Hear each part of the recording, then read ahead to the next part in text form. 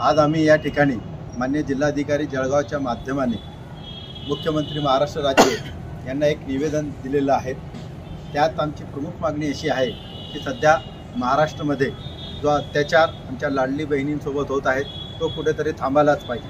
1500 रुपये देऊन लाडली बहिणींचा मतं घेण्यासाठी जी योजना आखलेली आहे त्याला आमचं दुमत नाही, परंतु आपण बघितलं की परवाच्या दिवशी जी यशस्वी शिंदेसोबत दाऊद शेखने जे कृत्य केलं त्याचा आम्ही तीव्र शब्दात निषेध करतो। एवढंच नव्हे तर त्यापूर्वी पुणे मलाडमध्ये सिमरनसोबत गायकवाड व गजेंद्र यांनी ज्या प्रकारे तिला प्रेग्नंट ठेवून तिचा गर्भपात करताना तिचा मृत्यू आला तेव्हा त्याच्या जास्त पश्चाताप करण्यासारखं असं आणि दुःखद घटना आहे की जे तिचे 2 लहान मुलं होते, 2 वर्ष आणि 5 वर्ष, त्याचा निगरूनपणे इंद्रायणी नदीत त्यांना डुबून मारलं। अशा या वृत्तींचा आम्हाला नायनाट करायचा आहे, अशा वृत्ती थांबायला पाहिजे, अशी मानसिकता बंद व्हायला पाहिजे।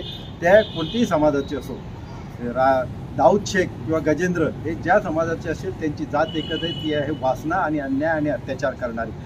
मुली जे आहेत त्यांचे प्रेम करतात, त्यांना त्यांचं प्रेम हे आंधळं असतं, परंतु काही लोक याचं समाजकंटक बांधव राजकीय फायदा उचलण्यासाठी येणाऱ्या विधानसभाच्या निवडणुकीसाठी 2 समाजात तेढ निर्माण करण्याचा प्रयत्न करतात आहे। आणि त्यात आमचे काही लोकप्रतिनिधीसुद्धा आहेत की ते ओपनली बोलत आहेत की ते धर्माला किंवा एकाला लव जिहाद किंवा असे नावं देऊन ते एका समाजाला टार्गेट करत आहे। म्हणून आम्ही आज विनंती केली की अशा लोकांवर मी कारवाई व्हायला पाहिजे। सिमरनच्या दोषीच्या विरोधात मी जलद न्यायालयात कारवाई होणे आवश्यक आहे।